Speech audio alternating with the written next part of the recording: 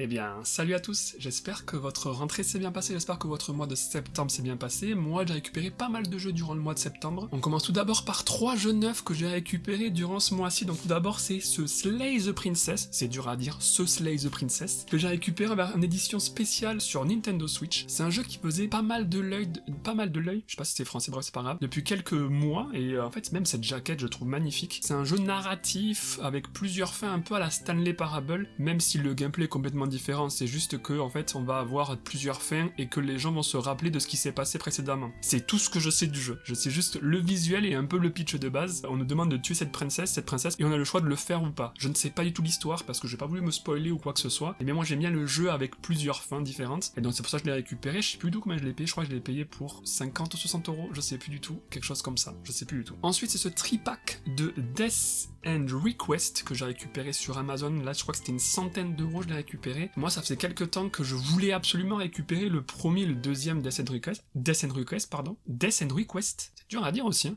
Death and Request, voilà c'est ça. Donc ouais, ça faisait pas mal de temps que je voulais récupérer le premier Death and Request, parce que c'est un jeu qui se base un peu sur l'histoire, ou plutôt qui copie l'histoire de Sword Art Online. Genre, une personne est bloquée dans un monde d'Heroic Fantasy, et il faut essayer de la sauver. Et moi j'aime bien Sword Art Online, et donc je me dis bah vas-y, ça peut être intéressant, et j'ai vu des vidéos de Kuryu qui en parlaient, et plus je voyais des vidéos dessus, plus je m'intéressais, mais sauf quand j'ai vu le prix du premier en version française, j'ai halluciné. Le jeu vaut une blinde. Et donc bon bah j'ai rongé mon frein et je l'ai pas acheté. Et donc quand ils ont sorti ce tripack avec le 1, le 2 et le Z au prix moins cher que le 1, bah j'ai sauté dessus direct. En vrai, je sautais dessus direct et je me ferai le jeu quand j'aurai le temps, parce que le jeu est en anglais et les jeux en anglais sont tout en bas de ma liste de jeux à faire, donc bah je les ferai au moment où j'aurai le temps de les faire. Le dernier jeu neuf que j'ai récupéré ce mois-ci, c'est ce Shinobi Art of Vengeance que j'ai récupéré sur PS5. Je voulais y jouer sur Switch, mais le problème sur Switch, j'ai pas compris pourquoi Sega avait mis un code de téléchargement. Je trouve ça complètement stupide, parce que pour moi c'est un jeu type Switch quoi, c'est un jeu taillé pour la Nintendo Switch quoi, c'est un jeu où on veut y jouer sur la télé, qu'on peut jouer en portable, c'est pas un jeu avec des graphismes, même si les graphismes sont très beaux vraiment, hein. La 2D sur ce jeu là est magnifique, mais je me dis c'est un jeu, bah on peut y jouer largement un jeu portable, et surtout sur Nintendo Switch ça devrait tourner parfaitement. Pourquoi avoir mis un code de téléchargement sur Switch? Je ne comprends pas pourquoi. Faites comme tout le monde, mettez-le à 10 € plus cher, mettez-le à 50 balles au lieu de 40, et je suis sûr qu'il aurait aussi bien marché que sur PS5. Là, je ne comprends pas pourquoi ils ont fait un code de téléchargement, je trouve ça complètement stupide. Et donc ouais, je suis complètement dégoûté de l'avoir pris sur PS5, même si le jeu est exceptionnel, je l'ai fait, c'est une tuerie, vraiment. Ça me rappelle beaucoup Muramasa sur Wii en termes de gameplay. C'est un jeu que j'adore, Muramasa, un de mes jeux préférés de la Wii. Et quand j'ai vu le gameplay de celui-là, et j'ai sauté dessus sans hésitation en vrai, et franchement, le jeu est excellent. Si vous avez l'occasion d'y jouer, même sur PS5, même si vous voulez y jouer en démat, c'est pas grave, prenez sur PC, sur Switch, c'est un excellent jeu, vraiment. Je pense qu'il sera dans mon top 10 de jeux de l'année. Et donc ensuite on passe aux jeux d'occasion que j'ai récupérés. Donc tout d'abord les jeux Xbox. Comme vous savez, j'ai une petite lubie en ce moment, c'est de récupérer tous les jeux exclusifs à la Xbox, c'est la Xbox 360. Et donc là j'en ai récupéré deux. Donc tout d'abord c'est ce Rally Championship Challenge. Voilà, pour finir ce full set, il va falloir que j'en passe par là. C'est-à-dire récupérer des jeux de voiture, des jeux de sport, mais bon. J'avoue, pour 2 balles, voilà, j'ai pas beaucoup dépensé pour ça, toi. Donc voilà, moi j'aime bien récupérer ces jeux-là pour 2 €, voire 1, 3 c'est le max, mais bon, c'est des jeux que je jouerai probablement jamais, mais bon, c'est mon défi, donc il faut en passer par là. Il est complet, voilà, avec la notice et le jeu. Et ensuite, le deuxième jeu, alors lui, je suis vraiment content de l'avoir, c'est un jeu que j'avais déjà, mais je n'avais pas cette version, c'est une version que je ne connaissais pas, c'est la version promotionnelle de Star Wars Knights of the Old Republic en version promotionnelle, et surtout avec ce bandeau blanc là. Je ne connaissais pas ce bandeau blanc sur les premières Xbox, normalement il y a toujours ce bandeau noir, mais là avec ce bandeau blanc, je ne connaissais pas. Donc moi je l'avais déjà de base, et j'ai récupéré celui-là dans un cache pour 11 €. Le jeu était sans notice, donc j'ai récupéré la notice de mon jeu de base, et je l'ai mis dedans. J'espère que c'est la version intégrale du jeu, pas juste une démo du jeu, je serais un peu deg d'avoir revendu ma version normale. Je vais essayer de trouver le 2 aussi dans cette version-là. Je suis assez content de l'avoir récupéré, c'est un jeu que j'avais adoré moi quand je l'avais fait sur PC à l'époque. Jedi Knight, Jedi Academy aussi que j'avais fait sur PC, c'est pas du tout la même chose, hein. Mais c'est les deux jeux Star Wars que j'avais fait sur PC quand j'étais plus jeune, et j'avais adoré ce The Old Republic. On passe ensuite aux deux seuls jeux Nintendo que j'ai récupérés, c'est 2 jeux Switch. Chez Micromania, le mois dernier, ils faisaient un jeu à 10 € qui passe à 5 € sur Switch, PS4 et Xbox One, et sur les autres consoles, à part la PS5 et la Xbox Series, c'était 10 € qui passe à 3 €. Et donc je me suis fait plaisir sur Switch, j'ai récupéré ce Travis Strike Again, No More Heroes à 5 €. Franchement, c'est pas un jeu exceptionnel, même c'est pas un bon jeu, c'est vraiment un jeu promo promotionnel pour promouvoir le 3. Je sais que Suda51 avait dit que si ce jeu marche, il fera peut-être No More Heroes 3 à l'époque. Bon, c'est que ça a marché et qu'il a fait pu faire No More Heroes 3, qui n'est pas non plus excellent No More Heroes 3, j'étais un peu déçu. Et donc moi j'avais récupéré de base ce No More Heroes Travis Strike en édition Pixel Love, signé par Suda51. J'ai joué au jeu, j'ai trouvé le jeu nul à chier, donc j'ai revendu cette édition. Mais bon, vu que c'est grâce au Opera Manufacture et que j'aime bien ce qu'ils font normalement, pour 5 balles, je me dis allez, pour la collection, 5€, c'est pas trop cher. Donc en gros c'est un jeu de tir en vue du dessus. Non en vrai c'est de la merde, j'ai même pas envie de vous le vendre parce que c'est vraiment pas très bon quoi. Jouez plutôt à No More Heroes 1, 2 et 3 aussi, même si le 3 est le moins bon des 3. Vous pouvez zapper ce Travis Strike Again qui n'a aucun intérêt dans la licence. Et on passe ensuite au dernier jeu Nintendo que j'ai récupéré, c'est ce AOT2 Final Battle que j'ai récupéré non pas pour 58€ mais pour 48€, mais on va dire 58€ parce que j'avais un bon d'achat de 10€ à Micromania, et je suis content de l'avoir récupéré pour si peu cher, on le trouve pas à moins de 50€, c'est impossible. Chaque fois je le cherche et je le vois sur Vinted, eBay ou sur Le Bon Coin, il est toujours à plus de 60 balles, et donc bon vu que c'est l'ultime édition de AOT2, parce qu'il y a bien sûr une partie du 1 et le 2 qui retrace jusqu'à quand, parce que j'ai pas fini le jeu encore. Je sais plus jusqu'à où il retrace, mais bon, je verrai quand je le terminerai. Mais franchement, le jeu est très bon. C'est un très très bon jeu, c'est pas exceptionnel, parce que c'est quand même, comment ça s'appelle, Koei Tecmo, mais c'est ceux qui ont fait les Dynasty Warriors qui font ça. Moi, ce que je trouve exceptionnel dans ce jeu,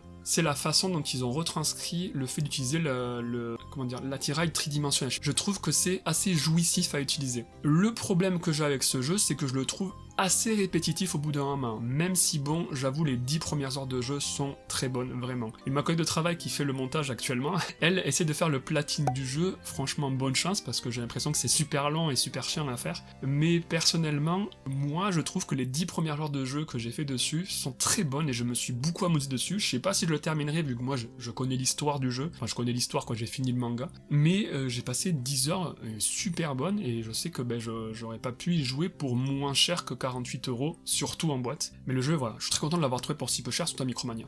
Et enfin, on termine par 6 jeux PlayStation que j'ai récupéré. Donc d'abord sur PlayStation 1 et pour 5€, j'ai récupéré dans un cache Dingo, une journée de dingue. Alors, vous moquez pas. Alors, j'ai récupéré ce jeu parce que c'est un jeu Disney, et souvent les jeux Disney, c'est rarement des mauvais jeux. Celui-là en est potentiellement un parce que j'y ai joué quelques heures, même pas quelques minutes, j'ai joué une demi-heure, et c'est pas exceptionnel. C'est vraiment une suite de mini-jeux, il n'y a pas d'histoire, c'est pas très bon, je sais que beaucoup de gens m'en parlaient. À chaque fois que j'en parle avec des gens, ils me disaient que c'était les jeux de leur enfance, que ils avaient beaucoup joué étant petits, ce qui ne m'étonne pas, mais le problème c'est que c'est pas exceptionnel quoi, on conduit la voiture de Dingo pour aller à droite à gauche, on visite la maison de Dingo, c'est pas pour trouver des trucs à l'intérieur, c'est pas super quoi, mais bon, je me dis pour 5 balles, j'ai pas perdu grand chose, je sais pas si je le garderai très longtemps dans ma collection. Je l'ai pris parce que moi j'aime bien Dingo. Moi le jeu Dingo que je veux récupérer, que je sais pas s'il existe une version boîte de ce jeu là, c'est le Dingo Skateboarding que j'avais fait moi sur PC parce qu'ils avaient, je l'avais récupéré quand j'étais petit dans des paquets de céréales. Et je sais que ce jeu là j'avais beaucoup joué sur PC avec ma petite sœur. Celui-là je n'y avais jamais joué avant de le prendre, mais bon pour 5€ je m'étais dit bon,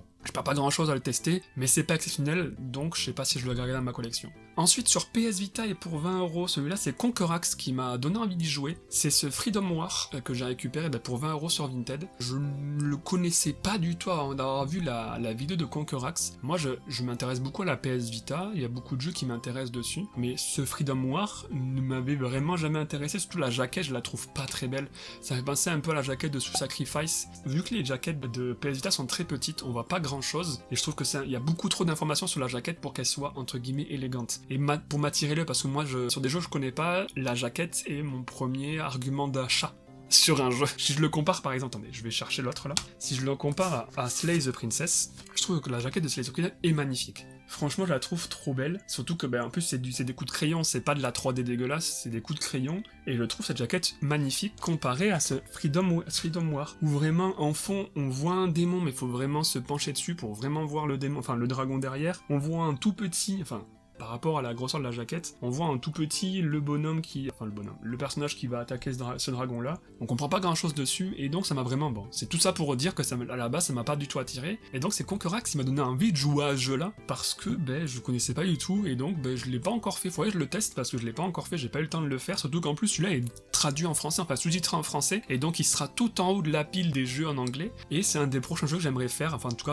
durant cette année. D'abord il y a le Slay the Princess que j'ai envie de faire quand j'aurai récupéré une Switch 2, parce que j'ai plus de Switch, mais celui-là est pas loin derrière, je crois qu'ils sont dans mon top 10 des jeux à faire durant l'année, parce que j'ai vraiment envie de le tester, j'aime bien tout ce qui est JRPG, ça a l'impression que ça ressemble un peu à du Monster Hunter, et c'est un jeu que j'aimerais tester dans les prochains mois. Et on finit cette vidéo par 4 jeux PlayStation 4 que j'ai récupéré à Micromania quand je faisais mes tours de mes Micromania pour récupérer des jeux à moindre coût, dont ce Max The Curse of Brotherhood que j'ai récupéré celui-ci pour 5€. C'est un petit jeu de plateforme, mais moi ça m'a rappelé un peu, je sais pas si vous avez joué à ce jeu-là, bon, je pense que si, mais Heart of Darkness sur PS1, je trouve que le gameplay de loin ressemble à ça, même si il se diffère de celui-là par ce petit stylo qu'il a derrière en fait, où il va pouvoir modéliser l'environnement à sa guise pour pouvoir passer des plateformes, comme par exemple si la personne met trop haut, il va pouvoir modéliser une plateforme plus fine pour pouvoir le faire grimper le dessus. Si par exemple il y a des abeilles qui arrivent, à pouvoir modéliser une liane qui va les ramener sur le côté, pouvoir monter sur la liane, aller tout en haut pour échapper aux abeilles qui veulent le poursuivre. Donc ouais, en gros on peut modéliser un peu ce qu'on veut durant l'aventure pour pouvoir passer les différents obstacles,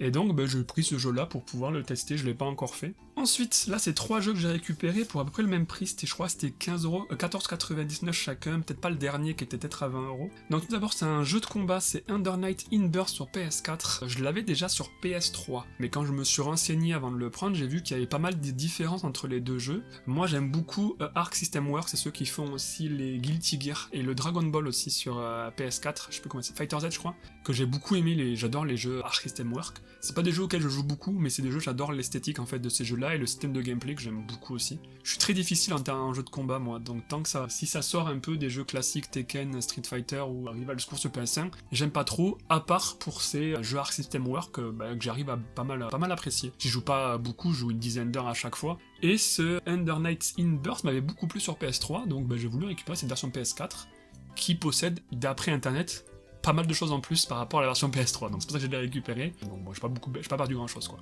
Et un deuxième jeu de combat que j'ai récupéré également, développé par Arc System Works, c'est ce Grand Blue Fantasy Versus, récupéré également à 15€. Moi j'avais fait le Grand Blue Fantasy Relink que j'ai adoré sur PS5. Franchement, si vous avez jamais joué à ce Grand Blue Fantasy Relink, comment vous vendre Grand Blue Fantasy Relink sans vous le spoiler, mais bien vous le vendre. En gros, imaginez un énorme JRPG ou un énorme MMORPG, et imaginez que on vous donne le jeu avec une sauvegarde déjà intégrée dans la console. Et qu'ensuite, à la fin du jeu, on vous reprend le jeu, je sais pas comment l'expliquer, sans avoir de fin réelle. Et c'est vraiment l'expérience de ce Grand Blue Fantasy Relink. On a l'impression de faire une énorme mission d'un énorme jeu. Je sais pas si vous voyez ce que je veux dire. C'est vraiment ça, on rentre dans Grand Blue Fantasy Relink, déjà une équipe déjà faite, des personnages qui se connaissent déjà, qui ont potentiellement une grande épopée à faire, et on arrive dans ce monde-là où on doit faire une mission, en fait, battre un énorme monstre. Après, à la fin de ce jeu, on a l'impression qu'il reste encore 20% du jeu qu'on l'a pas vraiment terminé. C'est assez frustrant, mais j'ai quand même passé un excellent moment de vente, donc voilà. Je vous parle de Grand Blue Fantasy Relink alors que j'ai récupéré Grand Blue Fantasy Versus. Mais bon voilà, quand j'ai terminé ce Grand Blue Fantasy Relink, j'ai vu qu'il y avait ce jeu-là qui était sorti aussi. Et en plus c'est fait par Arc System Works, donc je l'ai récupéré, surtout pour 15 balles, c'est pas non plus énorme. Et je l'ai fait, bon c'est pas le meilleur, hein. C'est pas le meilleur de ce développeur-là, mais j'ai quand même passé un bon moment dessus, hein. On retrouve les personnages qu'on a utilisés dans Relink, et c'était assez jouissif de jouer avec eux dans un jeu de combat, et donc bon c'était cool pendant 10 heures pareil. Je pense pas que j'y rejouerai, mais c'était sympa. Et enfin le dernier jeu, c'est un jeu que je voulais absolument récupérer dans cette version, car moi j'aime bien les 4 premiers, même le spin-off qui est sorti sur Xbox 360 et PS3, et je voulais absolument récupérer celui-là en version Steelbook, et ses chaussettes maintenant, c'est ce Devil May Cry 5, pareil, que j'ai récupéré pour 15-20€, je sais plus exactement, sur PS4, et je trouve la jaquette et le Steelbook magnifique, la jaquette avec le bus du groupe, et ensuite la jaquette avec les 3 protagonistes de dos et de face, je trouve vraiment tout ça magnifique, et je suis trop content de l'avoir récupéré, parce que c'est un jeu que j'ai adoré, que j'ai fait moi sur PS5 dans sa ressortie 4K, je sais pas si on peut dire ça comme ça. Et j'avais adoré le jeu, et donc je suis trop content d'avoir récupéré, c'est pour cette version Steelbook. Je vais pas vraiment parler du jeu, vous le connaissez, c'est la suite, on suit Dante et ses amis contre les forces du mal.